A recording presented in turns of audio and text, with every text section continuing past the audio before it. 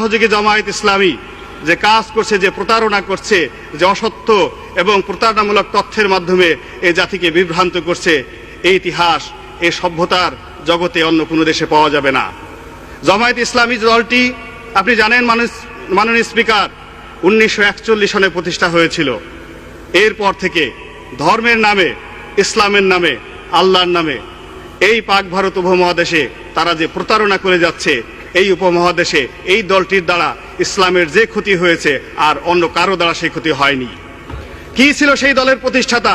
মাওলানা আবুল আলা মওদুদী বলতেন, এইভাবে প্রকাশ্য জনসভায় লাঠি উঁচিয়ে বলতেন, ও মোহাম্মদ কোন হ্যায়, আমার এই লাঠির যে শক্তি আছে মৃত মোহাম্মদ রাসূলুল্লাহ সাল্লাল্লাহু আলাইহি ওয়াসাল্লামের সেই শক্তিটুকু নাই।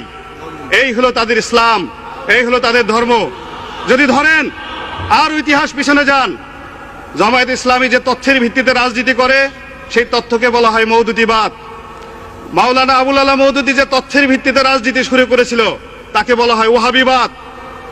1756 থেকে 1786 খ্রিস্টাব্দ পর্যন্ত সৌদি আরবের মাটিতে এই মাওলানা আবু ওয়াহাব নজদি যে রাজনীতি শুরু করেছিলেন, আল্লাহ রাসূলকে অবমাননা রাজনীতি, যে রাজনীতি শুরু করেছিলেন সাহাবা একরামদের অবমাননা রাজনীতি, সমস্ত 10,000 সাহাবীদের সমস্ত কবর তিনি ভেঙে চুরমার করে দিয়েছিলেন।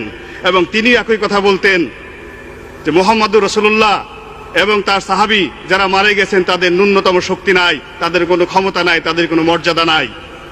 সেই রাজনীতি যদি এই জমিনে হয়, তাহলে বর্তমান প্রেক্ষাপটে মাননীয় স্পিকার, যদি এই দেশে জামায়াত ইসলামী আসে, এই দেশের শহীদ মিনার থাকবে না। স্পিকার আমাকে 2-3 মিনিট সময় দিবেন। আপনি শুনেন, আপনার সময় আরো 5 মিনিট বৃদ্ধি করা হলো। মাননীয় স্পিকার, যদি জামায়াত ইসলামী এবং তার দোসরেরা এই দেশের রাষ্ট্র ক্ষমতায় পুনরায় আসে, কি হবে? তারা যা বিশ্বাস করে, এই দেশে হাইকোর্ট মাজার থাকবে না।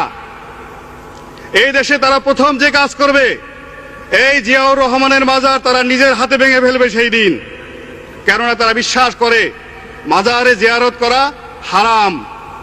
তারা শহীদ মিনার ভেঙে ফেলবে, তারা এদেশের যত স্থাপনা আছে সমস্ত কিছু ভেঙে ফেলবে। তারা মুখে বলে ইসলাম, আর কর্মে তারা কি করে? তারা মৃত মানুষের কবর জিয়ারত করাকে মনে করে হারাম। আপনি দেখবেন জামায়াত ইসলামের মসজিদগুলোতে গিয়ে তারা নামাজ পড়ে, নামাজের পরে তারা মোনাজাত করে না। তারা মোনাজাত করাটাকে বেদাত মনে করে। তারা সফর করতে নিষেধ করে। তারা এমনকি বাংলাদেশে যে দ্বিতীয় বৃহত্তম জামাত হয় তাবলিগ জামাত,